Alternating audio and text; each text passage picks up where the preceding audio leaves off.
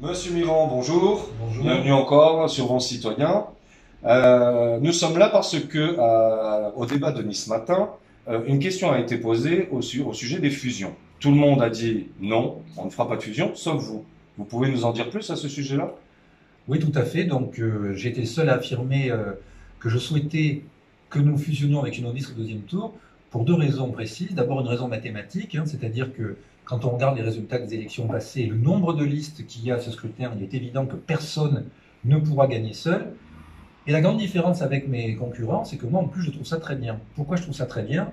C'est qu'il n'y a rien de pire pour une ville qu'un clan qui dirige la ville d'année en année, de génération en génération, pour lui, contre tout le reste de la ville. Au contraire, moi, je souhaite qu'on ait une majorité la plus large possible, y compris avec des gens qui ne sont pas écologistes, pour que l'action municipale soit la plus légitime possible.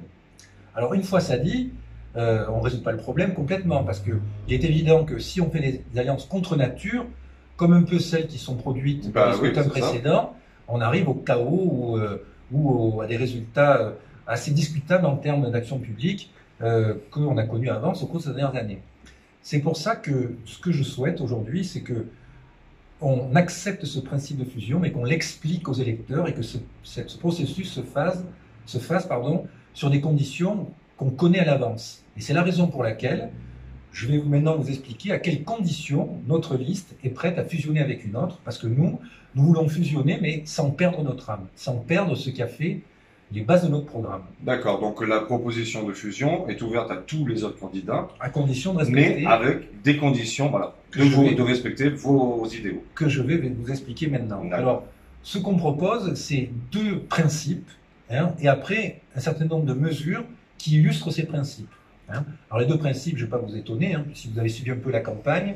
Premier principe, rendre le territoire de Vence plus solide par rapport au dérèglement climatique et aussi par rapport à d'éventuels chocs financiers qui sont devant nous, et sanitaires d'ailleurs. Globalement, c'est rendre le territoire plus solide. Et la deuxième chose, c'est rendre à Vence son autonomie, son pouvoir de décision par rapport à la présidence de la métropole. Alors, comment on met ça en œuvre? Alors, je ne vais pas vous faire un catalogue de 57 mesures, parce que ça, c'est la meilleure manière de mouiller son poisson. Je vais vous donner un certain nombre de mesures, au nombre de 10, qui caractérisent en fait ces principes que je viens de vous exposer. Alors, première mesure qu'on met sur la table, un engagement de non-construction du terrain Passeron, le terrain qui est en face de Leclerc, qui aujourd'hui, si on suit ce qui a été décidé par la mairie actuelle, il va être livré aux promoteurs. Donc nous, on souhaite garder une entrée de ville végétalisée avec des restanques. Donc on souhaite que la liste qui viendra avec nous s'engage à ne pas construire sur ce terrain. Deuxième chose, toujours dans le cadre donc de la lutte contre le béton, la mise en œuvre des mesures de compensation environnementale, qu'on ait la possibilité, donc, quand on est propriétaire à Vence, d'être aidé quand on s'engage à ne pas construire pendant une certaine période. Troisième chose, un objectif de 20% d'autonomie énergétique à la fin du mandat. C'est-à-dire qu'on souhaite que 20% des besoins des Vensois soient satisfaits par la production d'énergie sur le territoire de la commune. Quatrième mesure, les cantines 100% bio et l'objectif d'autonomie alimentaire de 10% à la fin du mandat et de 5% du mandat pour qu'on soit plus solide, moins dépendant de ces circuits de provisionnement alimentaire à l'échelle mondiale, qu'on se désintoxique quelque part de la mondialisation de l'alimentation, dans les proportions réalistes évidemment. Ouais. Cinquième mesure, des mesures sociales, puisque l'écologie qui ne se préoccupe pas de la réduction des inégalités, c'est une écologie qui n'est pas recevable. Donc ce qu'on propose, c'est la création d'une maison des aidants pour aider des familles qui ont des personnes qui perdent petit à petit leur autonomie, et la création d'une mutuelle complémentaire communale, c'est-à-dire en fait la possibilité qu'a une commune de lancer un appel d'offres pour des mutuelles de manière à diminuer le coût des mutuelles pour la population de la commune. Sixième mesure, pareil, ça ne vous étonnera pas, la protection animale, donc nomination d'une adjointe de plein exercice pour s'occuper des animaux et l'engagement de suivre la charte que nous avons signée avec L214, entre autres contre la maltraitance animale. Septième mesure, très importante et très difficile, il faudra vraiment qu'ils viennent nous chercher la liste qui va fusionner avec nous. Nous souhaitons qu'au moins une élue de Vence siège dans un groupe écologiste indépendant à la métropole.